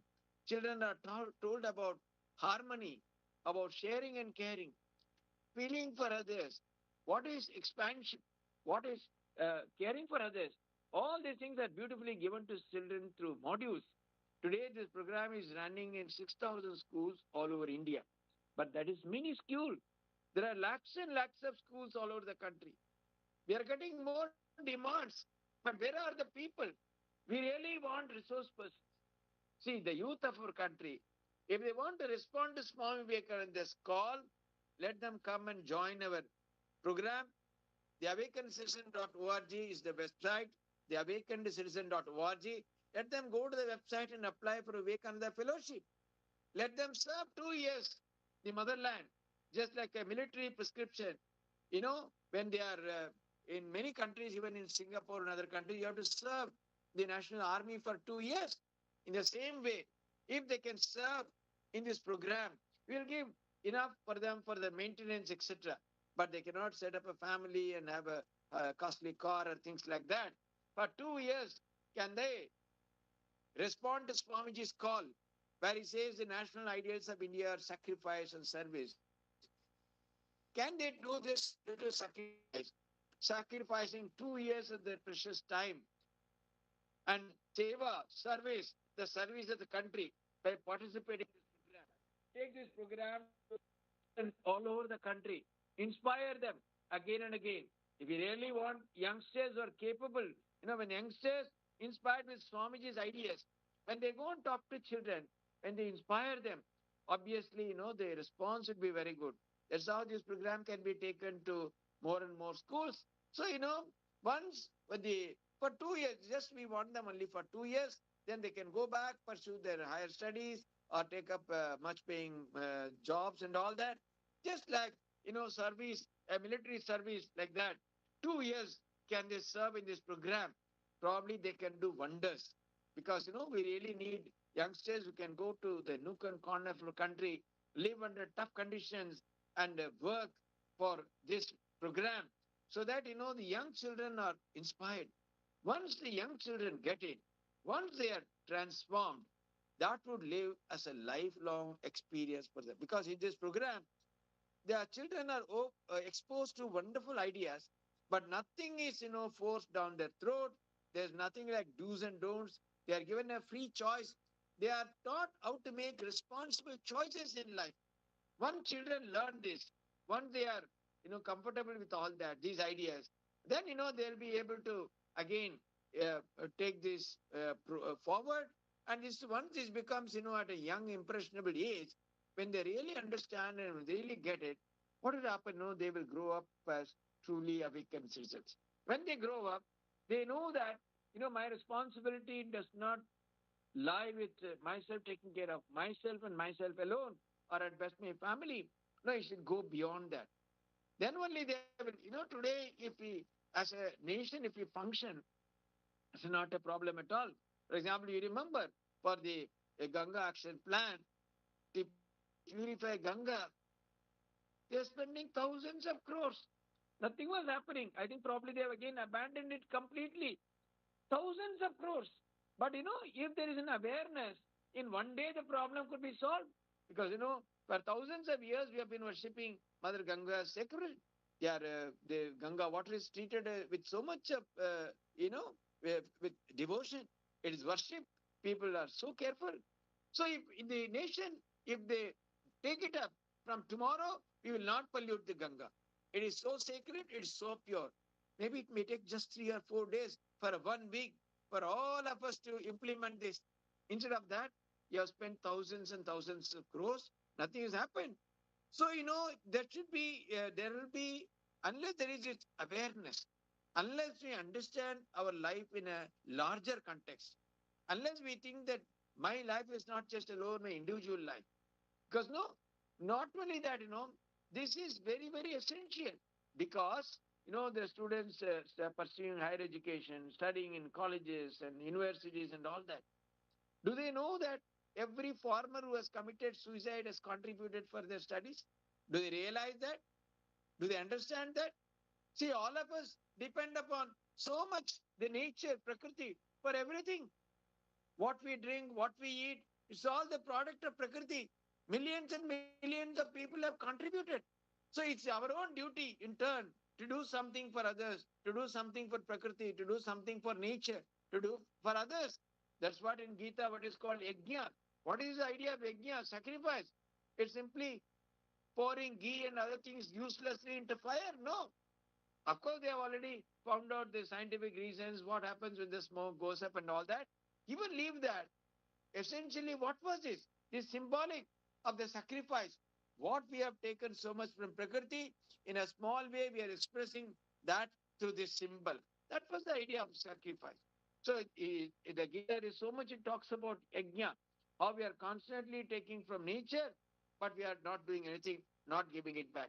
So, through this program, maybe there can be other efforts also.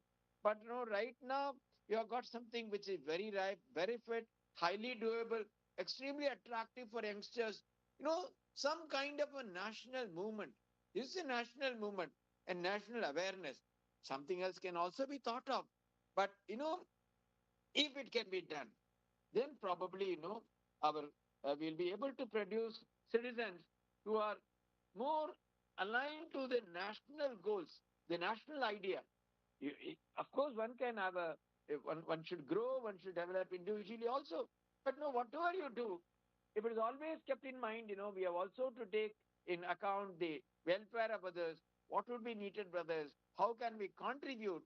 If the idea of contributor is very strong in every individual, probably, we'll see a totally different India. So, no, the modern India, we have taken some of the ideas from the West. We have got the best mobile phones, the best other gadgets, and so on. But no, these are all not real signs of modernity at all. You must understand, we are 75 years old in terms of our independence, but still we are not independent from poverty and illiteracy and that superstition and so on. So much of casteism, so much of division on those lines, all that should go. We should be a country whereby there is no need for that kind of protection. Every citizen has got such a wonderful opportunity to learn and study and so on. They can all participate. It's all open. Everywhere it is merit that is recognized and rewarded. But everybody is given a present, everybody is given an opportunity to study and learn and so on. Like that, so much needs to be done. But we need a great movement, probably something very similar to the independence movement. But this time, the independence is not from foreign lands. It's independence from our own narrowness, our own limited feeling, our own selfishness, our own self-centered behavior. How each one of us can contribute in a small way to the welfare of at least a few. A few. If not anything else, at least let us introduce the youngsters. I will introduce 5 youngsters to the ideas of Swami Vivekananda. That itself is a great national service. Can we do that? Somewhere, we should understand life in a larger context. Otherwise, it can't go on like this. Today we see so much of social unrest, so much of fighting, andolan, anything. You come to the street, frustration and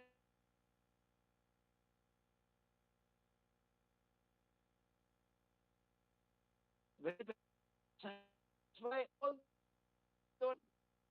andolan problem. Tomorrow all of you can put a huge andolan. Our Dr. Satyakam should be removed. Then you'll find 500 people clapping and joining. Why? Because anything they are ready. Because there's so much of time, there is so much of frustration, so much of anger. Let me take it out on anybody. Let me take it out on any issue. Many of those who are participating on those lands do not even know why it is being done or what is the purpose. Simply they are joining because they are frustrated. They are so angry. But this should change. This should change. Otherwise, we're in for a great disaster. This kind of the way the gap between the rich and poor is increasing, there's a very, very dangerous sign. And that only spells disaster for the country. But even now there is time. If all of us take it up very seriously, I don't know how many of the students are listening to this talk today. All of you, the elders who have listened, please go and tell your students. They must join this program, contribute 2 years of service to the nation to this program. They are given a decent honorarium to maintain themselves, but for 2 years they must be totally dedicated, committed to the service of the nation, and then of course they can go back and pursue whatever they want. By this effort, we can take this program to lakhs of schools across the country. We need a huge army of youngsters to do this. So we are already, our Nidhi said that we are in the process, but I've already practically set up that institution. Ramakrishna Mission Vivekananda Institute of Values is a beautiful building which has come up in Gurgaon. We'll be launching our other programs from there. So I'm sure we'll be able to. The most important thing is, as Swami Vivekananda said, we need men. Men, of course, also means women. We want youngsters who are ready, who are possessed with this idea. Think about the nation. Something, or should I just live for myself alone? If this idea comes and if they read Swami Vivekananda, so another, of course, the first step would be to read Swami Vivekananda. At least 2 books. His lectures from Colombo to Almora, and the other is Letters of Swami Vivekananda. If anyone reads this seriously, He just cannot remain idle, cannot remain silent to the problems and the difficulties of our nation. I'm sure youngsters would read Swami Vivekananda, be inspired, and be also associated with the Ramakrishna Mission and try to join some of our programs whereby we can all together try to create a new India, an India of Swami Vivekananda's dream. That's all I have to say today. I just thought I'll leave a few minutes of time for question answers in case the participants want to ask something. Share. I'm just ready for the next few minutes. Thank you, Nidhi. Thank you, Dr. Satyakam. Thank you, Swami Shantatmanan, for helping us understand the significance of the relation between Swami Vivekananda and modern India. I'm sure the audience has more clarity now about why one should study Swami Vivekananda's works in today's era. After your address, we all understand Swami Vivekananda more, and we all are feeling encouraged and inspired to spread his philosophy further. My heartfelt thanks to you, sir, Swamiji, for gracing us today. I'm sure the takeaway we all have today is that we will try to encourage the youngsters, the young minds around us for joining this program, which is a very novel idea, and we all at IGNOU appreciate that. Now, I would request Professor Swaraj Basu, Professor History Discipline in School of Social Sciences, to kindly provide his special address. Welcome, sir. Thank you, Nidhi. And my regards to Swamiji and my respect to my colleague, Vice Chancellor Professor Satyakam, Professor Sukriti, and my distinguished colleagues from all the regional centers and the faculty and the schools and divisions in the main campus. After listening very aptly the passionate and inspirational speech from the Swamiji, I have hardly to add on that. But in this occasion, I would like to share one or two personal experiences, Swamiji. I was fortunate to be educated in Ramakrishna Mission, Narendrapur, and that was the time when you must have joined the Ramakrishna order. I studied from 76 to 79 at college, and then, yes, exactly. And then I also privileged and also blessed to teach in Ramakrishna Mission College for 5 years before coming to IGNOU as a faculty way back in 88. So you chose the path of monastic order and I chose the path to family life. But two of my batchmates, they joined the Ramakrishna order. One is now the secretary Deoghar Ramakrishna Mission and the other is the secretary in Purulia Ramakrishna Mission. All of us studied together, one chemistry and one economics. The point which I recollect when you are focusing on education and you made it very aptly clear, I remember the day when we entered the college premises. We were welcomed, and the next morning, we were welcomed, which is in modern parlance, the induction program. And that was a brother for us. So the Swamiji that time, who was principal, later on, he became Swami Mukti Rupananda. He now lives in Bangalore, a very old man. Swamiji told us a story. With that, he told us that you all have come from different background, not only education, but also family background. Some are rich, some are poor, first generation literate. So all of you might be have apprehensions in your mind and fear, seeing the boundary wall of the Ramakrishna Mission and the strict discipline, morning to evening. He began with a story. He says the Swami Vivekananda once went to Banaras and he was coming out from the Durga temple. On the way, he chased by the monkeys. So he was very scared, Swamiji. So he was running. On the way, he met an old sannyasi. He stopped him. He told him that, why are you running? He said that monkeys are chasing me. He said, you stop, stand, and look at them and shout. They will go away. And exactly that happened. And Swami Vivekananda later told that that was a lesson in my life. Narrating this story, a small story, Swami Muktirupananda ji told us that you are the fortunate few who got the admission in this esteemed Ramakrishna Mission institution. So you should not have fear in your mind. And two things he told us, the magazine which used to be published is OVI. He said, referring to the Vedantic and Upanishadic teaching, he told us, if you do not have self-confidence, courage, and self-respect, you would not be able to achieve anything in this world, either in your education or your profession or your family life. I think that was the essence of the education of man-making and character building, which were told to us in those days 40, 45 years back.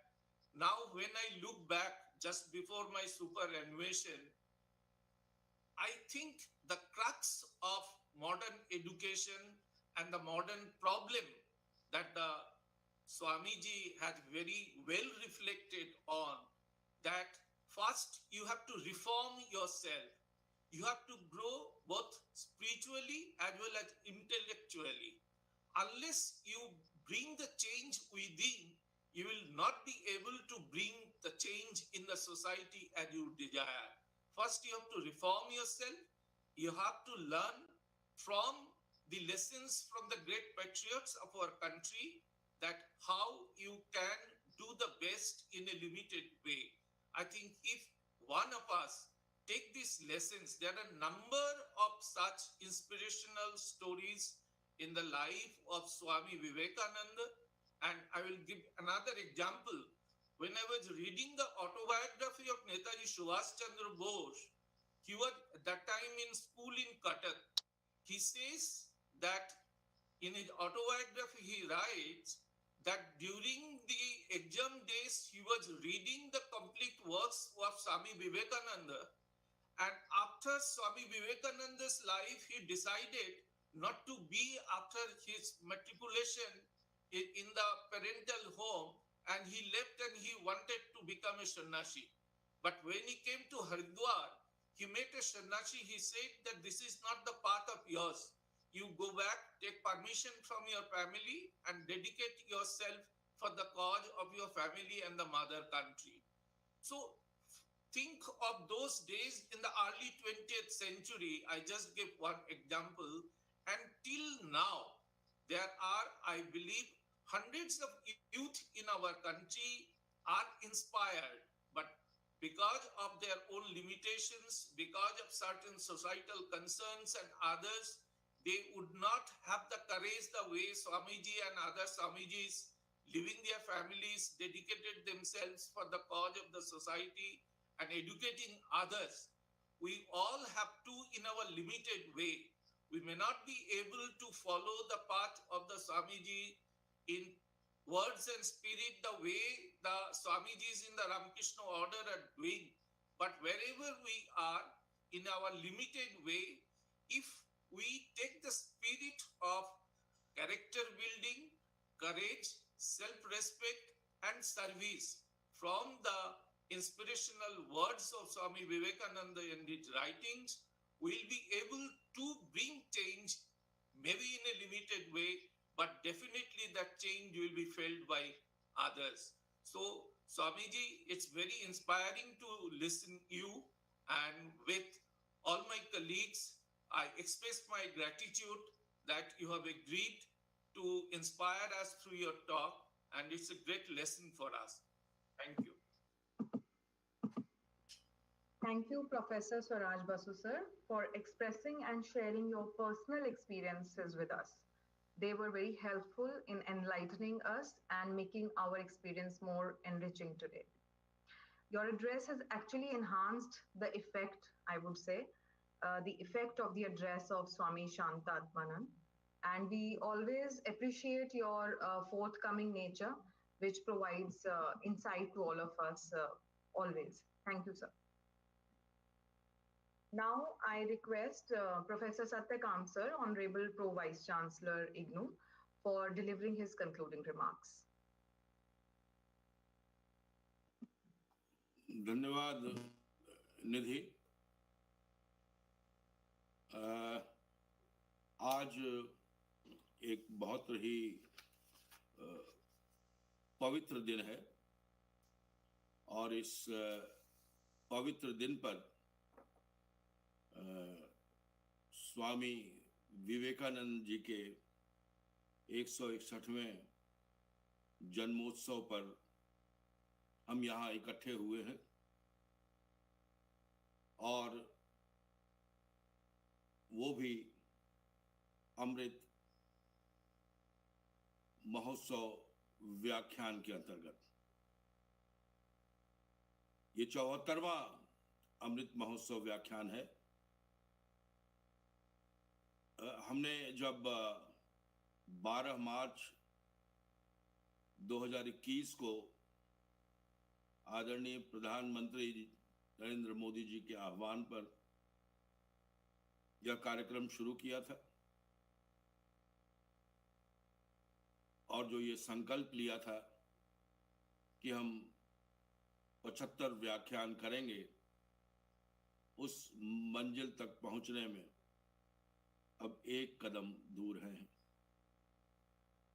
ये कैसा संयोग है कि हमने इस कार्यक्रम का आरंभ चंपारण सत्याग्रह से किया था, गांधी जी को याद करते हुए, और आज 74वें व्याख्यान में हम भारत के ऐसे व्यक्ति को, महर्षि को याद कर रहे हैं जिन्होंने देश की युवा शक्ति में विश्वास किया था। स्वामी जी ने जो मार्गदर्शन हमें दिया है और यह बताया है कि आज आजादी के 75 साल होने के बाद यदि हमें स्वामी विवेकानंद जी के पथ पर चलना है तो चरित्र निर्माण, युवाओं का चरित्र निर्माण, त्याग, बलिदान और सेवा का जो संदेश स्वामी विवेकानंद जी ने दिया था, वह सभी युवाओं के भीतर हमें वो अलख जगानी है। मैं ये बताना चाहता हूं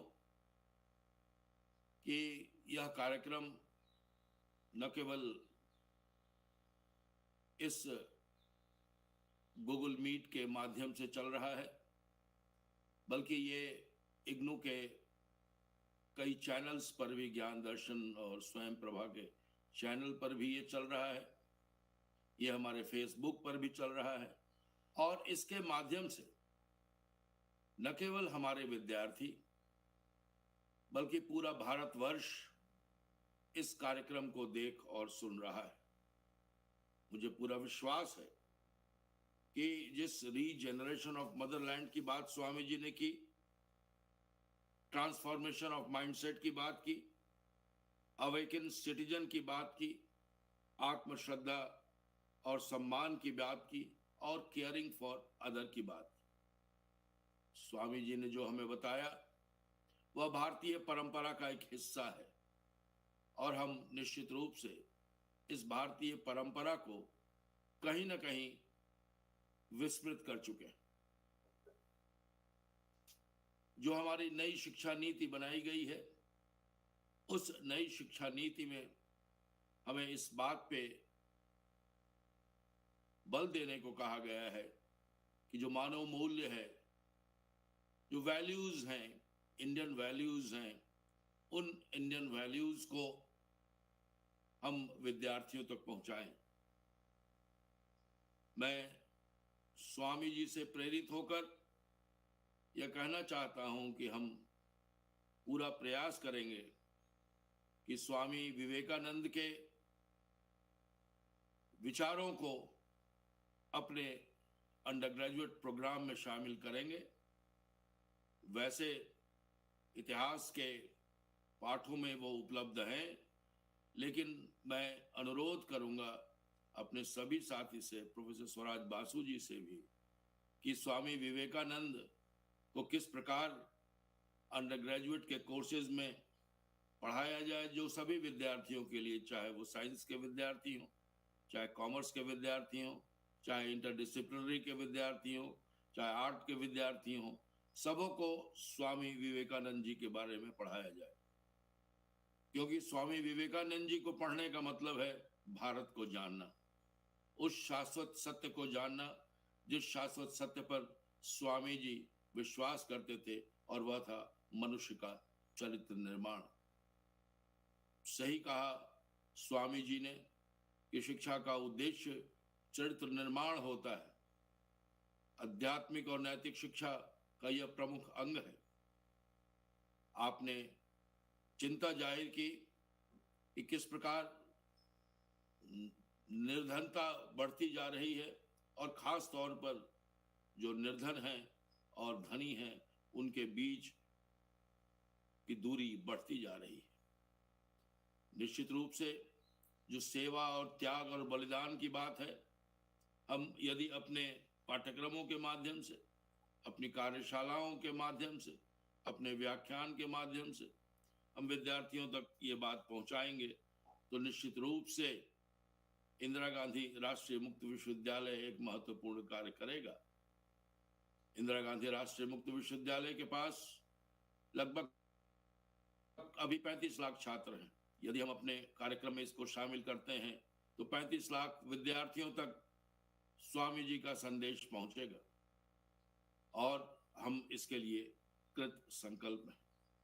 मैं धन्यवाद देता हूं स्वामी जी को कि आप यहाँ आए, वर्चुअली हमसे मिले, सहर्ष स्वीकार किया हमारा आमंत्रण। मैं अपने कुलपति महोदय का भी धन्यवाद देना चाहता हूं, क्योंकि उन्हीं की संकल्पना से और उन्हीं के आशीर्वाद से हम इस 74वें पायदान पर पहुंच चुके हैं। और हमारे जो क्षेत्रीय केंद्र हैं और हमारे जो अध्यापक बंधु हैं, नॉन टीचिंग स्टाफ है, उन लोगों ने भी बहुत मदद की हमें यहाँ तक आने में, विचार देने में, क्योंकि इसमें हमने history, culture, literature, theatre, cinema, dance, science, medicine, technology, environment, सब पर बात की। क्योंकि यदि भारत को सही अर्थों में आधुनिक भारत बनाना है तो इन सब पर हमें विचार करना होगा। तो इतिहास, केवल इतिहास की चर्चा नहीं की हमने, केवल स्वाधीनता आंदोलन की चर्चा नहीं की हमने, बल्कि हमने भारतीय संस्कृति की भी बार बार चर्चा की, भारतीय साहित्य और नाट्य की भी चर्चा की। तो इस प्रकार हम एक समग्र भारत के निर्माण में हम जो सहयोग दे सकते हैं, एक शिक्षक के रूप में, एक विद्यार्थी के रूप में, उसके लिए निश्चित रूप से रामकृष्ण मिशन जिस मिशन के साथ आगे बढ़ रहा है, हम लोगों का जो भी सहयोग होगा, व्यक्तिगत रूप में, संस्थागत रूप में, हम सब करेंगे, और रामकृष्ण मिशन के आह्वान पर हम आगे बढ़ेंगे, क्योंकि उनका जो संकल्प है वो संकल्प बहुत ही बड़ा है। तो एक बार मैं फिर सबको धन्यवाद देता हूं, और निधि जी को से आग्रह करता हूं कि वो आगे कार्यक्रम संचालित करें। बहुत बहुत धन्यवाद। Thank you, Professor Satyakam sir. It was, as always, pleasure and inspiring listening to you. Now I would like to formally extend the vote of thanks. I take this opportunity to thank our Vice Chancellor, Sir Professor Nageshwar Rao ji, for always encouraging us to organize such enriching talks. Once again, I thank our chief guest, Swami Shantatmanand, who helped us widen our understanding of Swami Vivekananda's life and his works. Thank you, Swamiji, for making us more aware about the relevance of Swami Vivekananda's work in the context of modern India. I also thank Professor Swaraj Basu, whose address was definitely a value addition. I next would like to thank the entire technical team who worked behind the screen to make this event a success. I further would also like to thank the members of the organizing committee of this webinar. All of them have put in a lot of efforts to successfully organize this webinar. I now thank all the members in the audience who spared their valuable time to participate in this lecture. And now we would like to conclude this lecture. And for that, I request all the people present here to kindly stand for the national anthem.